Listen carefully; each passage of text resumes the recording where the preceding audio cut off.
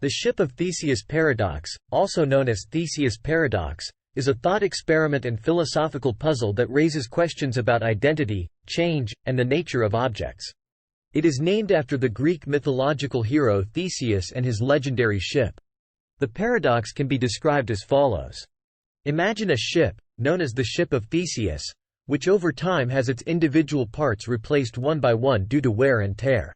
Eventually, every single component of the ship has been replaced with new, identical parts. The question then arises: is the fully restored ship still the Ship of Theseus, or is it a completely different ship? This paradox challenges our intuitive understanding of identity and continuity. There are two main philosophical viewpoints on this issue. 1. Permanence of identity. Some argue that the Ship of Theseus remains the same entity throughout the replacement of its parts. They maintain that identity is not solely tied to the physical components but to the overall structure, history, and function of the ship. In this view, the ship retains its identity as long as its essential characteristics persist. 2. Change of identity.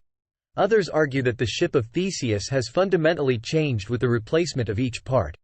According to this perspective, identity is tied to the specific physical constituents, so when all parts are swapped, it becomes a different ship entirely.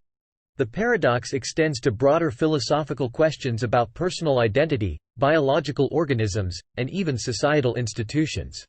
It prompts discussions about when and how change affects identity, whether identity is tied to physical or non-physical attributes, and the nature of continuity and transformation.